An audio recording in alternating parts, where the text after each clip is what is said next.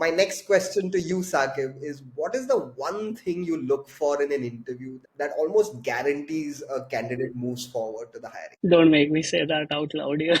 Everyone will start doing it in the future. Tough. Say the second or third, okay? Don't give your. No, let him spill the beans. We're all trying to be better recruiters. Go on, Sakib. One, two, one, two. Hello, everyone. Welcome to a special episode of Sales is Cool. Today, we're doing something different. In the past, we've spoken to some great sales leaders. Now, we're turning our attention to the people who help build great sales teams. So, for everyone out there who's hunting for jobs or for great candidates, this is going to be super helpful. Let's meet our three amazing guests.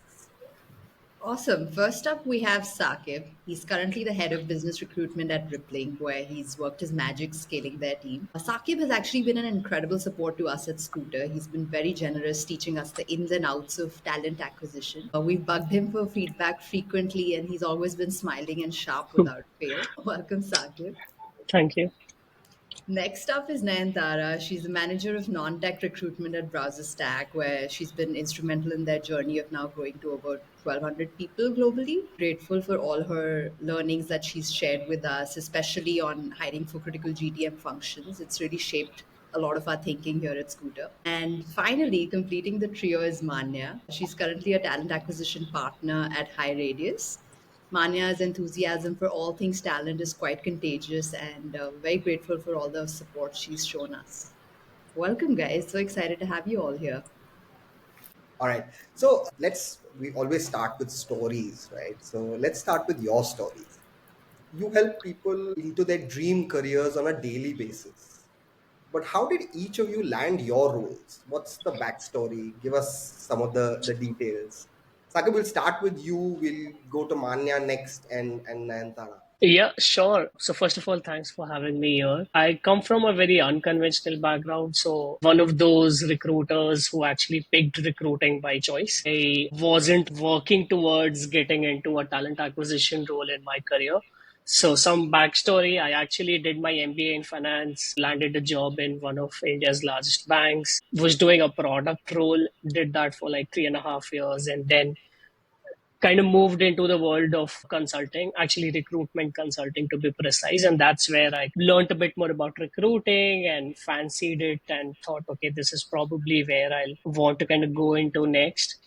And then Revolut happened and spent 3 odd years there. And like since then have sort of loved what we do as recruiters. I I'm one of those who is like very, very passionate about recruiting because I chose to kind of get into this domain rather than people who end up like doing it, by chance rather than by choice. And hence I sort of love what I do. A lot of people actually ask me how and why I decided to leave product for recruiting because one is apparently inferior to the other as per some, but I actually am liking it more than my product is. At times I question myself as to why I'm actually doing this to myself because this is super challenging and tough as well. But I'm loving it. So yeah, here we are. This is how I sort of landed here. Nayantara, what's your story? I stumbled upon recruiting. Nothing fancy like Sakib. I genuinely stumbled upon recruitment. I was interning at a ad marketing agency, did not like the job. As simple as it. I figured out their lifestyle is very different, not what I want. I was doing a passion project. Someone offered this role. I had nothing else. I said yes. And it just hooked on. I personally don't see recruiting as a recruiting. And funny, we're talking about sales hiring.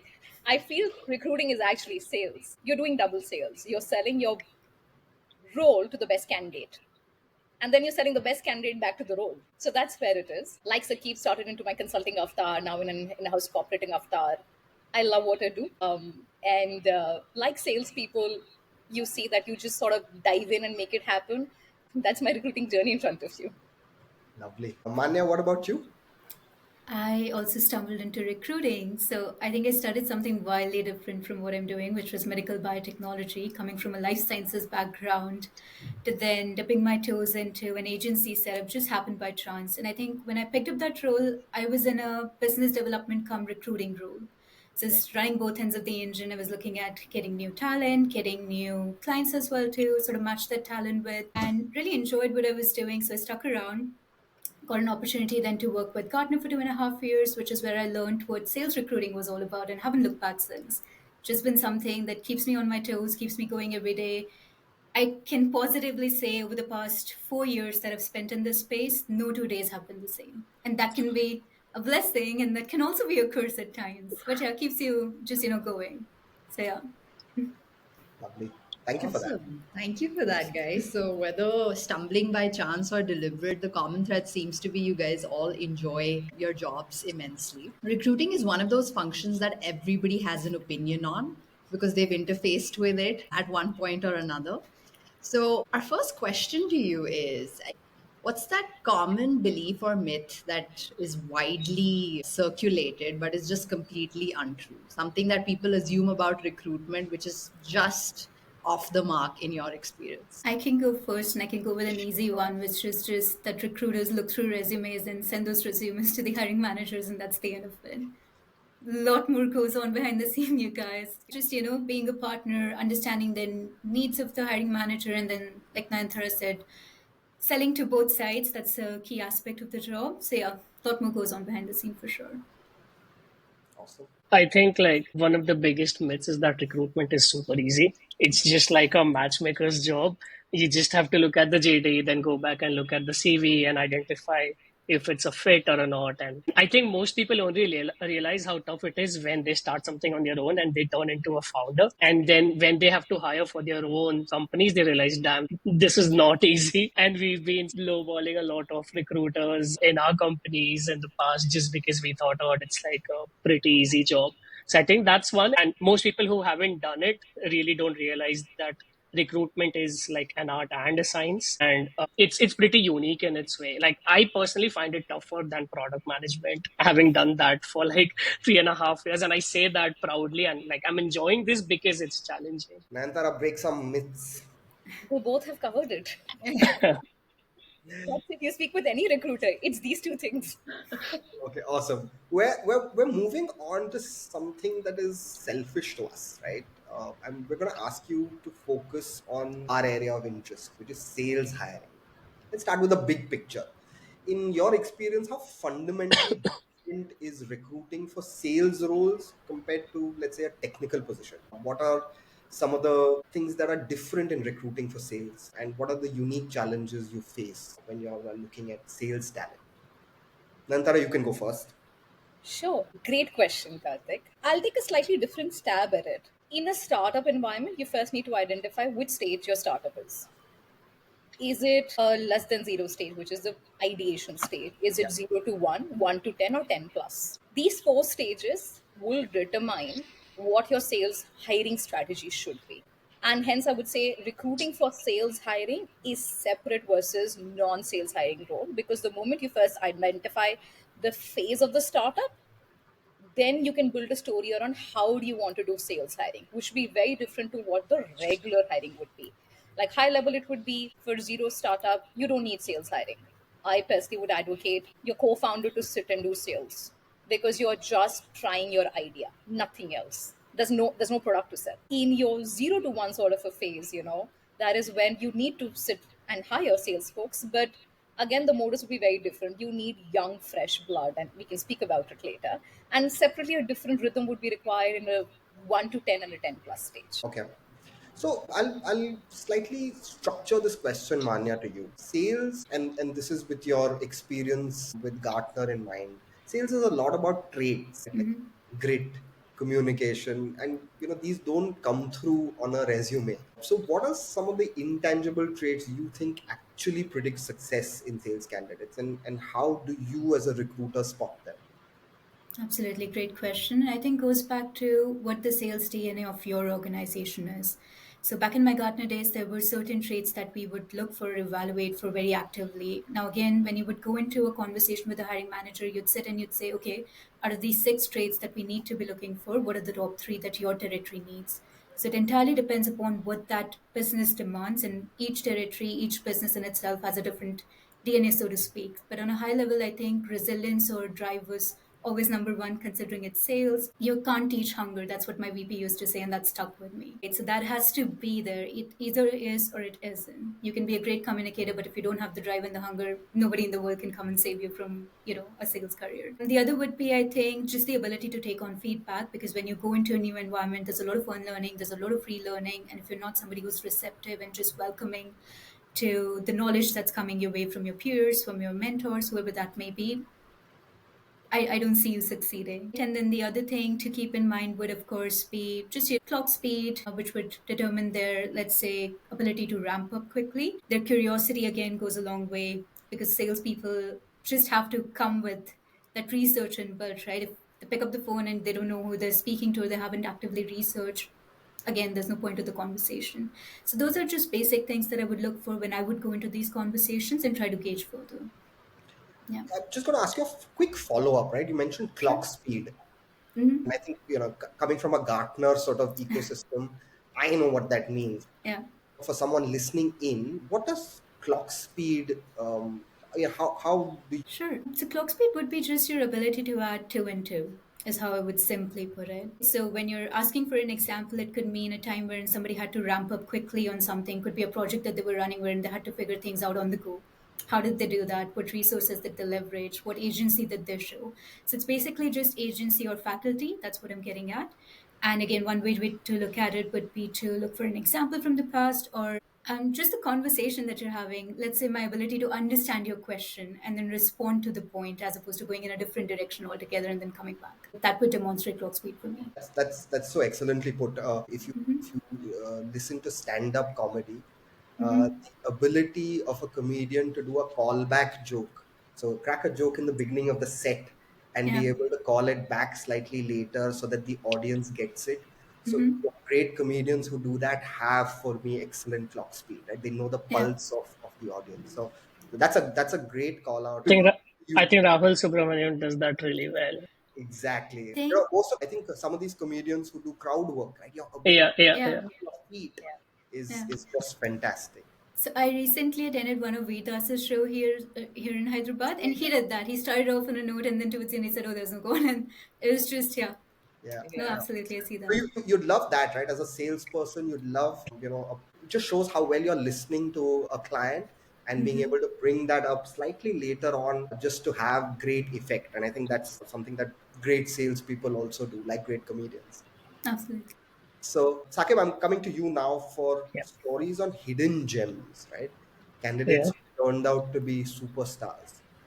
How do you spot these diamonds in the rough? Uh, it's a tough one. I mean, in a world where a top 1% talent is always going to be like top 1%, it can't expand to, top 50%. And you always want to hire the top 1% folks. It's tough to kind of find these hidden gems. And I don't think there's any like playbook as such that exists where you can just go and like do XYZ and you'll kind of find these people. One of my personal preferences is to always go through people. So, in my experience, what I've learned is good people know great people. They must have worked with these solid folks in the past, either would have reported into them or have worked with them as peers, etc.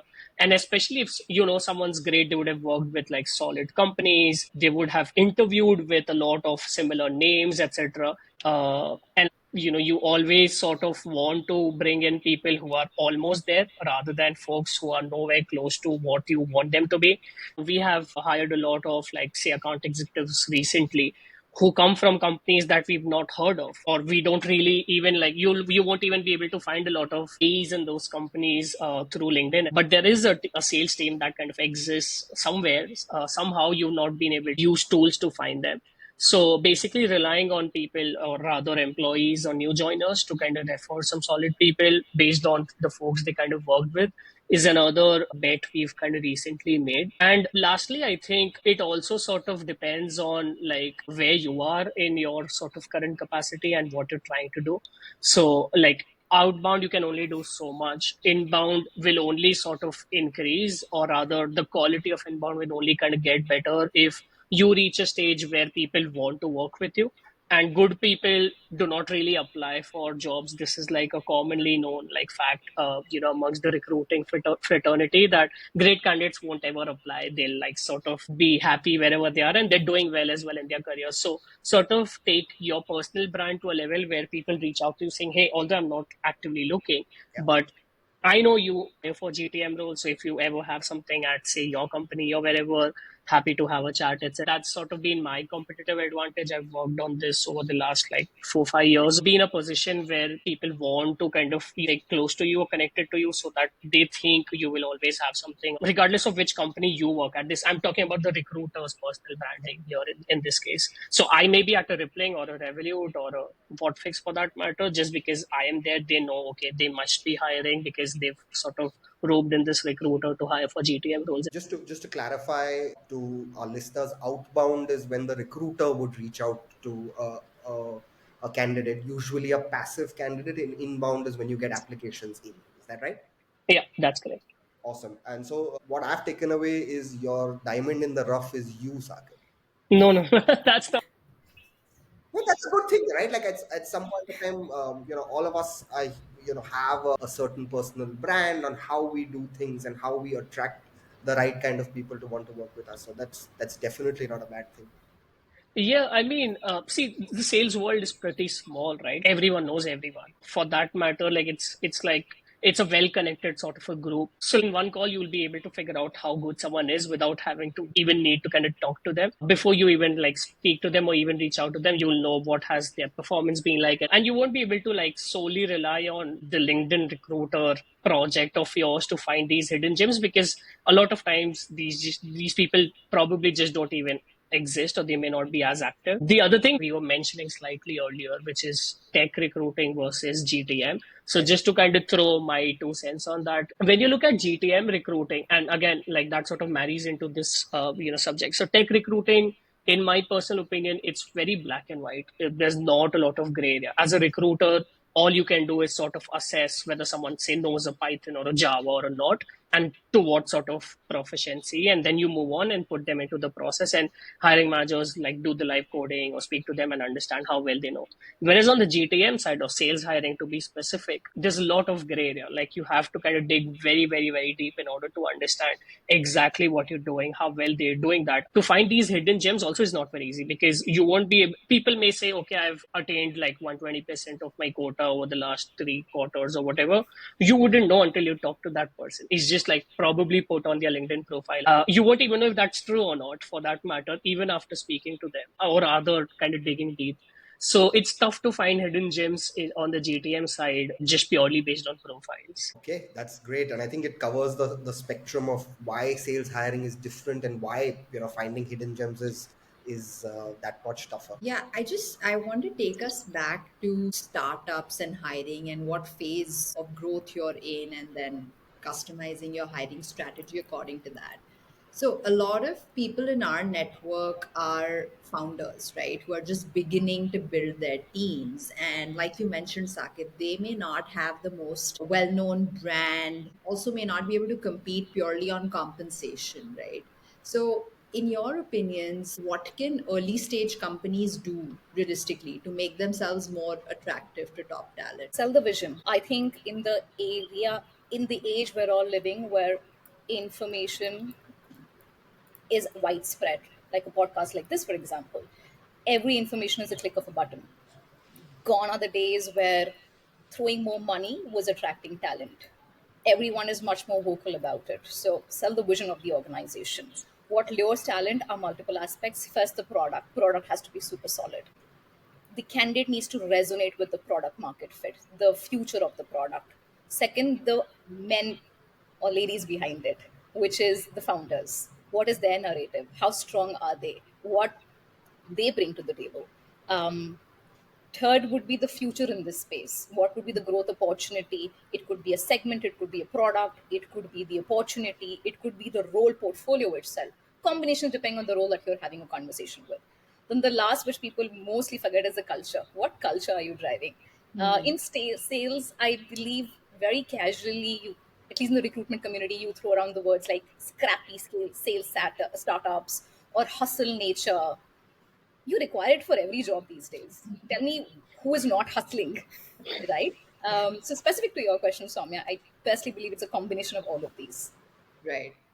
I mean, if I have to chime in there, I work with a lot of founder friends, and my advice to most people is know where you stand and what you can attract. So I give a I take a very practical approach. Like if you're a very early stage startup, like say a pre-seed stage startup, you can't aspire to have someone who's led sales at Google, for instance, because one, they may not even want to do this, and two, they may not even be the right fit. So just to kind of aspire to hire someone who's great on paper, has like been there, done that, is just one thing. Have realistic expectations of the individual that you get in. A lot of times, like founders just purely go by past experience and historical success and try to get in people who may have moved mountains for the likes of like growth stage businesses who might have gone 0 to 10 million in 3 4 years, and they think, okay, whoever comes in will help us do the same and replicate that success. That may or may not happen. Just purely betting on past success does not guarantee future success as well, and we need to sort of like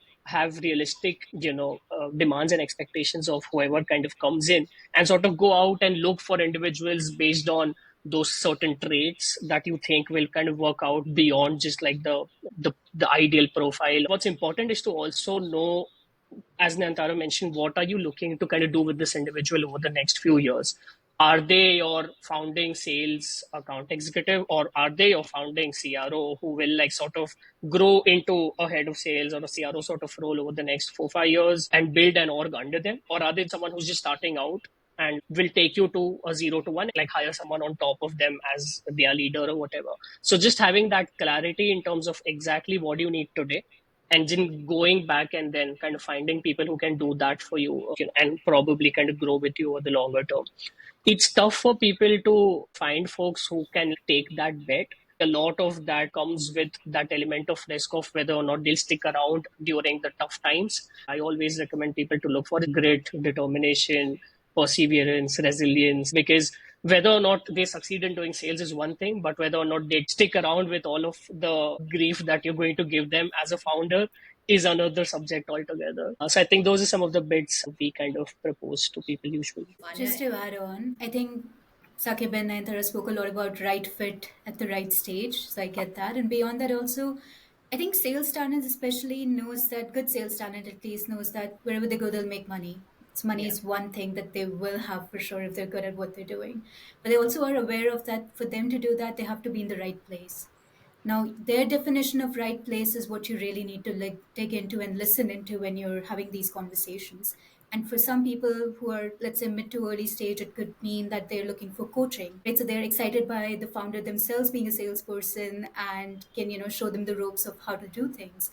The next could be that they may be looking for more of a place where they can experiment. Somebody who's worked at Google possibly had to stick to a lot of processes, possibly had to do things by the book.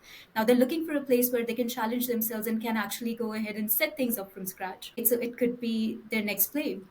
So again, just goes back to understanding what they really need and what their definition of that right place is, and then marrying the two. And that's how I think you can potentially close on great sales talent at least.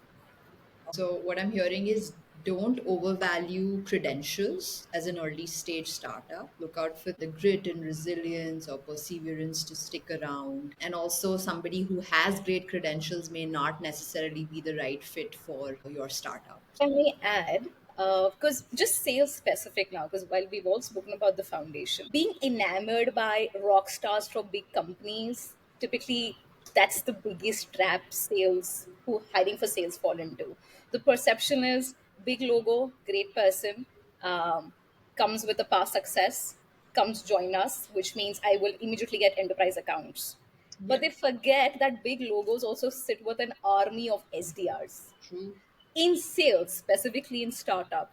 What you need to hunt for is someone who's worked in challenged companies. By challenged companies, it could be multiple. One, experience of not a fancy logo, work in a very small size setup, experience of in a struggling environment to sell a product where maybe a big logo is taking place. So challenge setup, having the ability to prospect on your own, having the ability to do lead gen on your own. I think gone is the day where your SDRs and BDRs, you're just relying on them to help you with lead gen. If you're not able to do lead gen, and that's the nature where I see workforce trending, bye bye to your sales experience. right? So having your get literally getting your hands dirty, what we spoke on grit, resilience, all of that boils down to pick up the phone, do cold calling, or do outbound lead generation. It just boils down to that. So experience of working in a challenge company, ability to do lead gen on your own, and then eventually seeing the deal to a closure. Yeah. That is the next, because you need to tie it down, marry it down to somewhere. So in startup, by doing all these three blocks, I mean continuously a sales professional is quickly adapting on the job. There is no set processes, so you're just reiterating again and again. Fast pace that we all spoke about. You're Yeah. quickly reiterating what works, what doesn't work. Having the ability to interact with multiple personas to close your deal. Right, in large logos, where typically you will only interact with the CISO, you'll only interact with the DevOps. In a startup, your buyers are also more informed, because if as end users were informed, the buyers are equally informed, Right. right? So I think it's a combination of all of this to eventually crack the code of sales hiring, and not just get enamored by an individual who would have worked and is successful by only working in sales big logos, because that's the setup which set up that individual for a success. In a startup, you don't have that ecosystem. So Correct. just be true to yourself.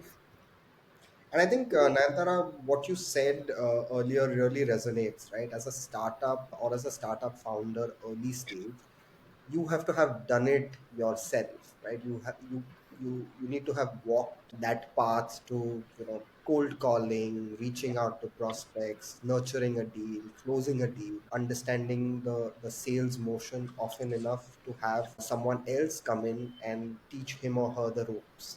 And I think grit and resilience and everything, all these other traits that we expect of salespeople are good, but some of them have to be demonstrated by the leader or the founder as well. Okay, so we'll move now to some war stories. I love the word. Every recruiter and all of you guys have had battle scars, right? We'd love to hear about some of the memorable moments from your careers. What's the most outrageous interview situation you've encountered, or like a hiring mistake that taught you something valuable? So let's start with you, Manya. Wow, quite a few. So just thinking through. I think during the early days, at least, wasn't really treating that first call with the candidate as a discovery call, because entirely didn't know what a discovery call entailed until I'd gained enough experience and spoken to enough people myself. So I'd go into the conversation, 30 minutes set aside, talk to the candidate about the role, ask them about their current sales ecosystem, all of those data points, right? What are you selling? Who are you selling to? What's your quota? Stack rank?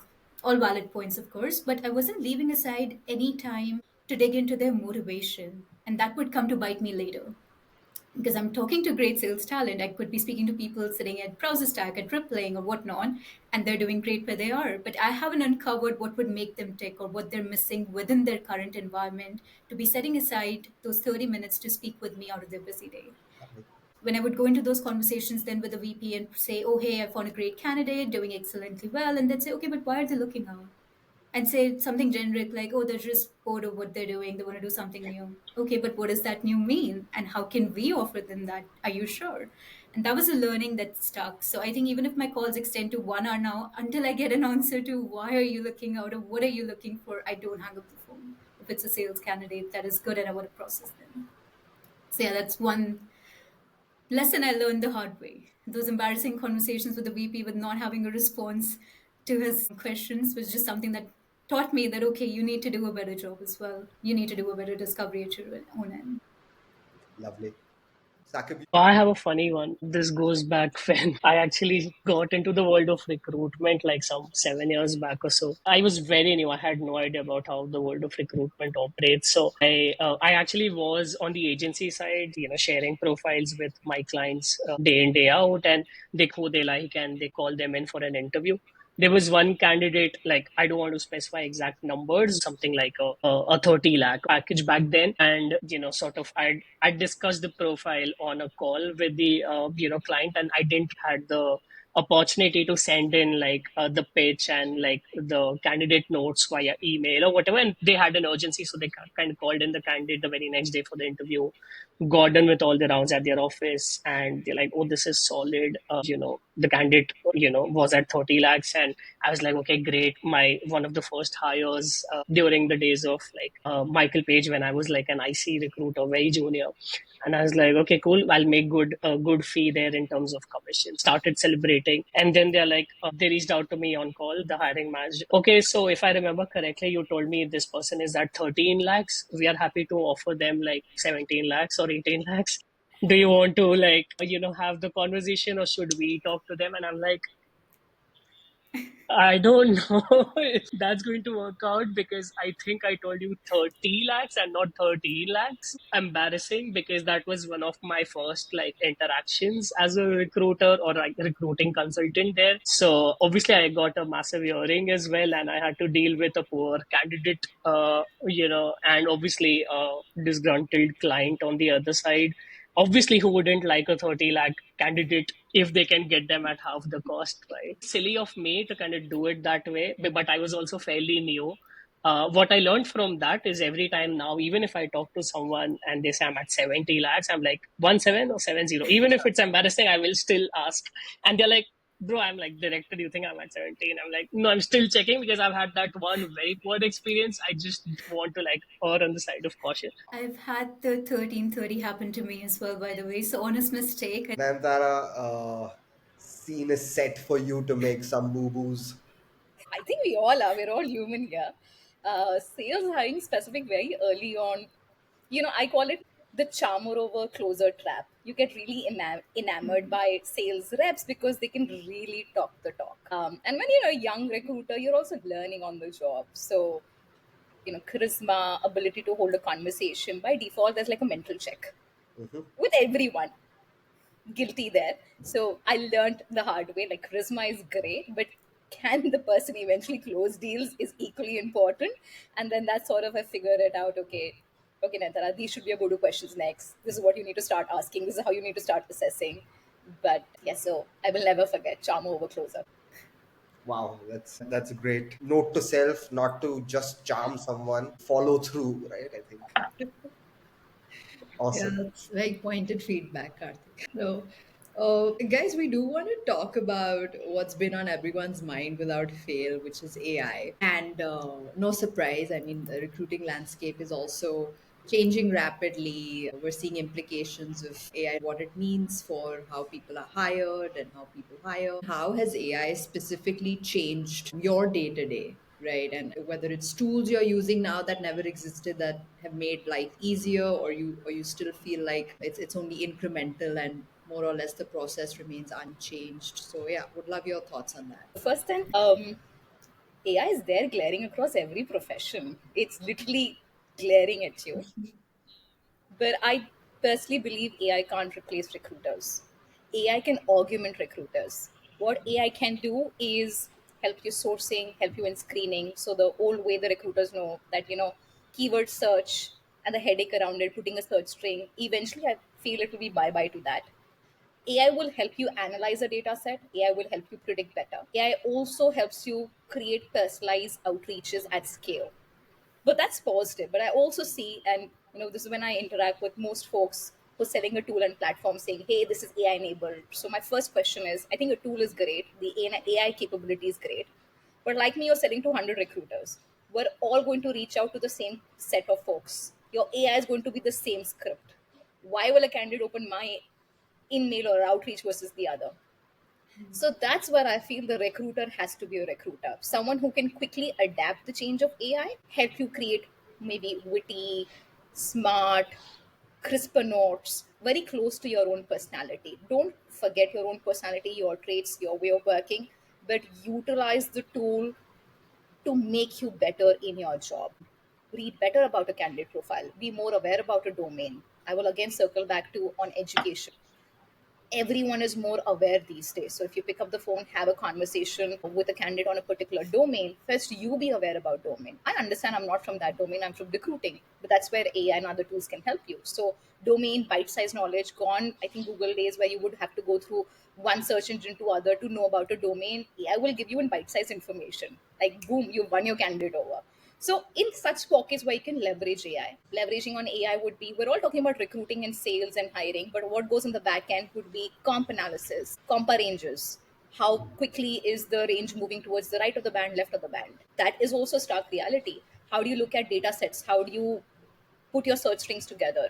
None of yours on the, mostly on the recruiters, folks aren't great with search strings and all, but I personally have been using AI and tools for that. So you embrace AI, but I would boil down to, AI can't replace how do we as recruiters assess for culture fit, coachability, grit, which Manya and Sakib also said. Your tool can help you, but your humanness on how do you build relationship, build rapport, will continue to be there. Yeah, that's very valid, and that's, I think, the commentary we're seeing as well. Now that the hype is starting to normalize a little bit, people are coming to terms with the fact that it will always be a human in the loop kind of a situation, with everything else becoming augmented or supported better. Manya, Sakib, any thoughts? Yeah, to what Nayanthara said, recruiting is always going to be a human first industry. I don't see that changing from where I'm sitting. But with AI coming into the picture, I think we should be able to do away with a lot of manual labor. So, right now, as recruiters, there's a lot that goes into crafting, let's say, job descriptions or creating those outreach messages, and that'll still be there, but you won't have to start from scratch. And what that would do is that you can actually use that time to deliver a better candidate experience, closing loop with candidates, ensuring that you're proactive in communicating feedback or whatever that may be. And what that would help you do is essentially elevate yourself into a 10x recruiter. So that's where I see this going, even in my day to day, because you asked what we're doing differently now. Search strings are not something I have to bother with anymore. I think LinkedIn has a great feature where you can just type, oh, I'm looking for so and so persona, and then they'll give you, recommendations based off of that. And even when it comes to crafting these in mails, if you're not happy with the one that you're working with, you can go and you can say, oh, can you help me rewrite, can you help this make more crisp, can you make it more personalized? And those are things that would take a lot of time before. Or even when it comes to talent attraction, the initiatives that we run all at our individual level, there would always be a copy that would go with the post. So just crafting that would take hours and hours, making sure it was perfect, making sure it was different from what you've seen. AI is going to help you also augment that. So I think it's seeping into all different facets of what we do in our day to day. So yeah, the shift has started. It is going to continue, but it's not going to take away from the human element of it. It's just going to help that. On our side, like I have the privilege of working at Rippling, which is an HR tech company. We use our own ATS. So I think a lot of these things, we're kind of working closely with the product team to kind of build it for our own tool, which can be used by ourselves and the clients that use Rippling as well. I think a couple of things we've done there is interview recording and feedback transcripting. What that helps us with is once we have the interview kind of completed and the transcript kind of pulled in, we use AI to sort of create a summary of the interview, a concise summary. So what that helps us with is even before an interviewer has submitted their feedback or you had a chance to speak to the candidate and know more about how the interview went, you have that short summary to kind of pull that together and you know whether this person is going to kind of get through or not at least at a high level. And then we have this thing called sort of summarizing all of the interview feedbacks and kind of coming up with pros and cons. That is also sort of AI enabled, and it helps us with doing debriefs better, where we have like 6 7 interviews, and we need to pull 6 7 panelists together. So that kind of helps us with like a concise sort of form of notes. The other thing we do is for a lot of roles, we have assessments that we send out to a candidate and they're supposed to submit it back. So we sort of use AI to get a high level assessment, or rather evaluation done of the assessment submitted, plus sort of identify candidates that have used AI to submit or create that like submission as well. So sort of weed out those folks who didn't really use their brains and sort of relied on say a chat GPT or something like that. So those are some of the ways which we're using. And beyond that, obviously, as these guys mentioned, we also use it for crafting better job descriptions, coming up with more enticing like LinkedIn posts, etc., to attract the right talent. Come up with better sourcing strategies. So I personally also use it to identify companies that we can go after who have like sort of done the kind of things we are kind of looking to do in our current situation, and try to identify if there are any that we have never heard of. and use AI to give us a prompt list of 10, 15 odds or names that we can target as well as recruiters or sourcers for that matter. Building on that, a flip side of AI becoming so prevalent in all our lives is, and I'm sure we've all seen more of this lately, is a lot of candidates using AI to craft their resumes or prep for interviews, right? And there's a whole raging debate on what is cheating versus what is good preparation and where does somebody fall on the spectrum. But how are you guys adapting to this new reality where somebody who you're interviewing, maybe heavily coached by a chat GPT? I think two aspects. One on CV. You said one on CV and then being coached. I'll first take a stab on CV. I think as a recruiter, I've reached a stage where I'm craving for a candidate to put it on the CV. I missed my quota. But hey, this is what I learned. That will be like the outside the box view, because now everyone's CV is the same. It's the same language, it's the same motive, the fonts are the same, everything is same. I'm an overachiever, I'm the top seller, this is the quota attainment. Come on, we've all had Nobody's that. ever missed their quota, though. That's the Exactly. reality. No one's ever missed their quota. And if they have, they've not mentioned it on their CV. They've They not won't mentioned mention quotas at all. it. So I would certainly say that, yeah, and that's what I was saying previously, right? While AI is there, the smartness is still in the individual. You should go against the wave. So be authentic self. If everyone's using AI, you're a great sales rep right out there. I missed my quota, but hey, this is what I learned. So that's on a CV front. On interviewing front, Soumya, great question, and as Sakib also said, I think it boils down to the role, the level of what you're doing. Like for example, if you're hiring for an SDR or BDR, it's entry level. Their job on the job is to create great cold reach outs.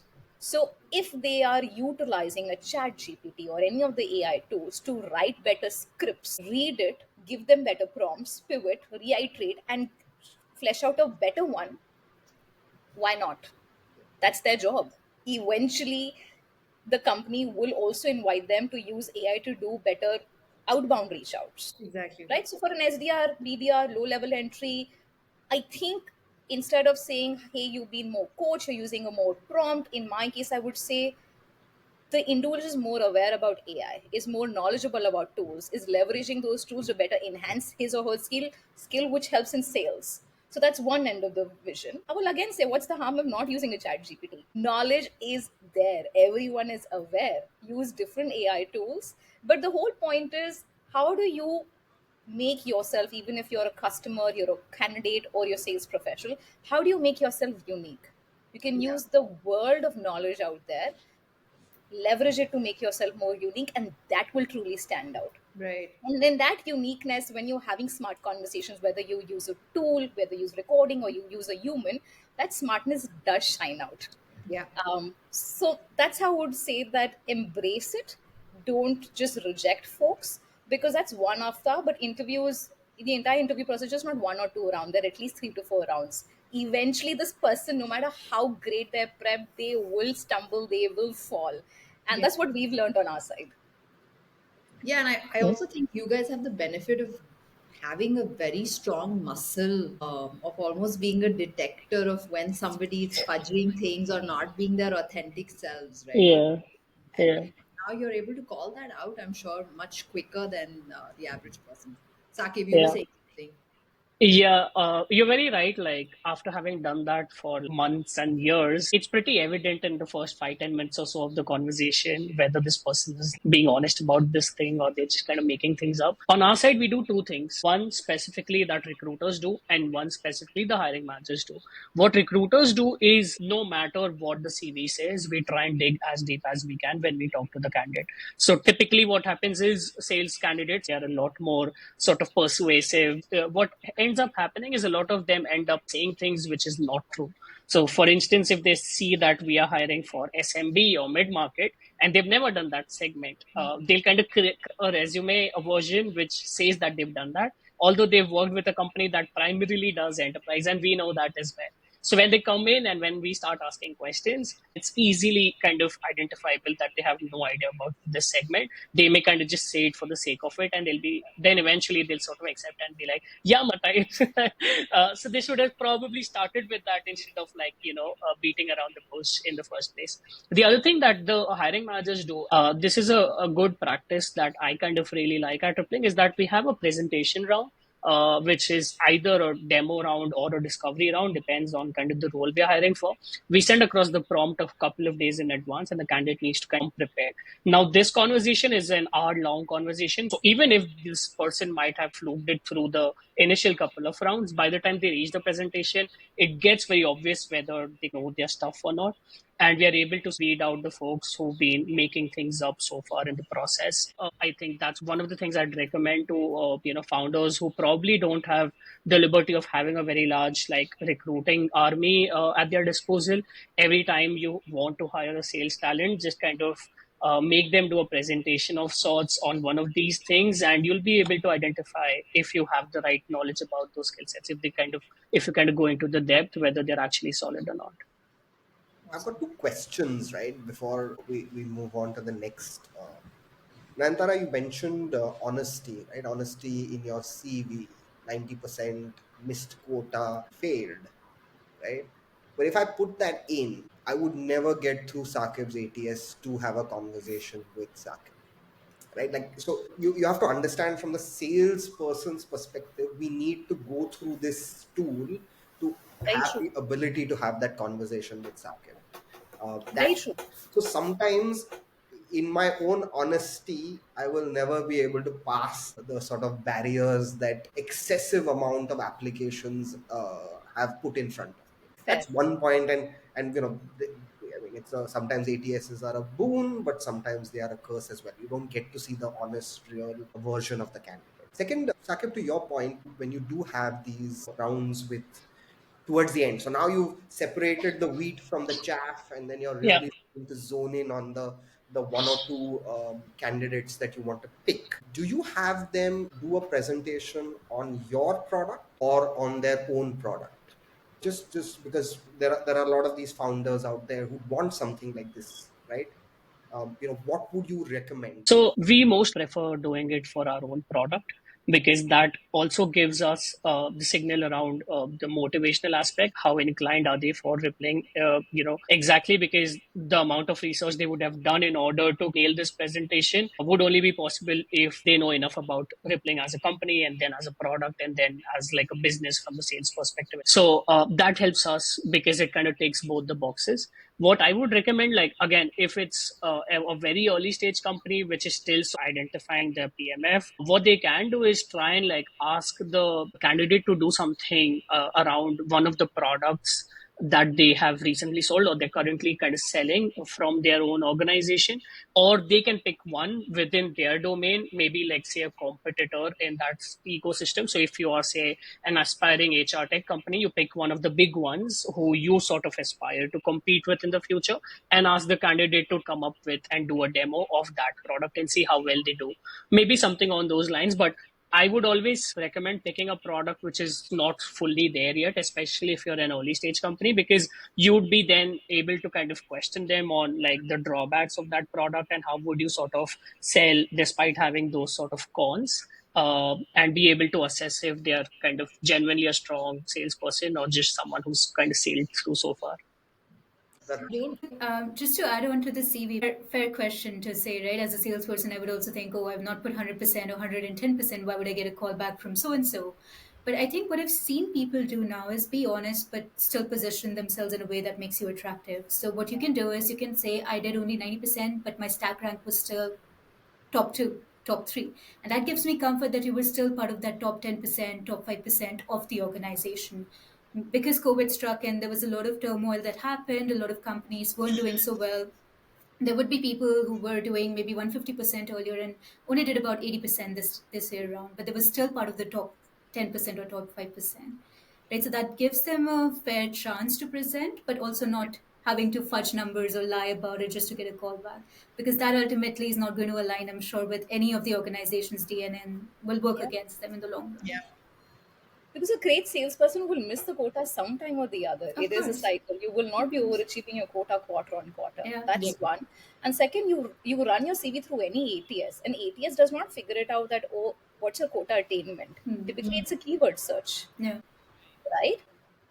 I was just about to say that. This work. It doesn't work on what's your quota attainment. That could be a second or a third filter. But Yeah. authenticity is where it lies. And be genuine, be honest. You would have missed a sales quota once, but I'm sure you would have covered it later on in your track record.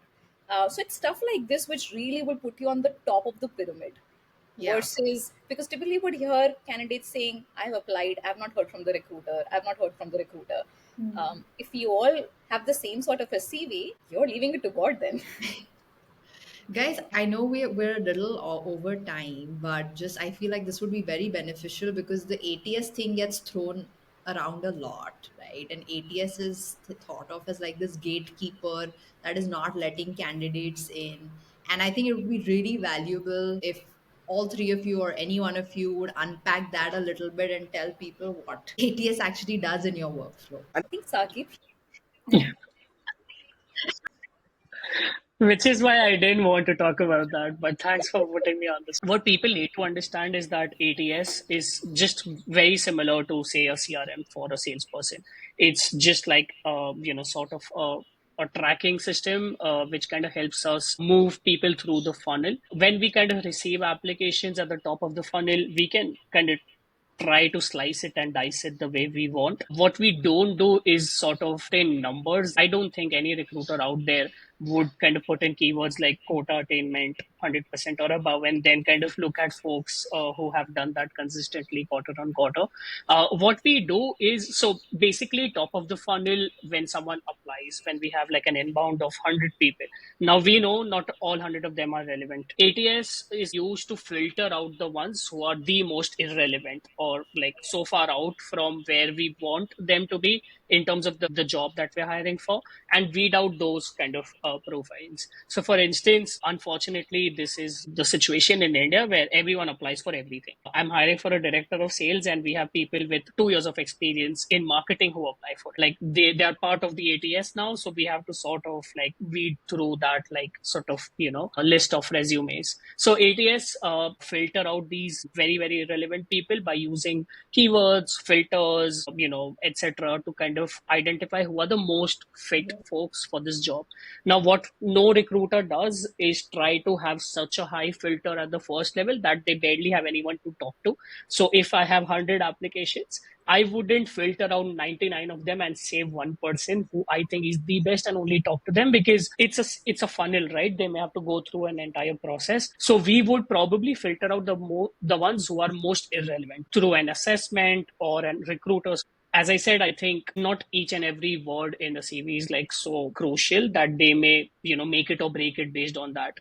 That's a big myth. Like people want to try and like add certain words or not have certain words in the CV just so that they can kind of get through or make it through.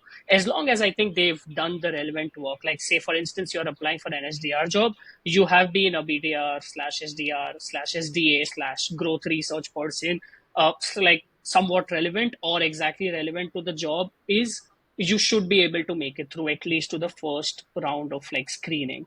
I think in a nutshell, in layman's language, that's what like an ATS helps us with. That is extremely helpful and will really allay some of the fears going on around ATS. So thanks for that. I'm Yeah. quickly going and changing my CV to having failed a few times.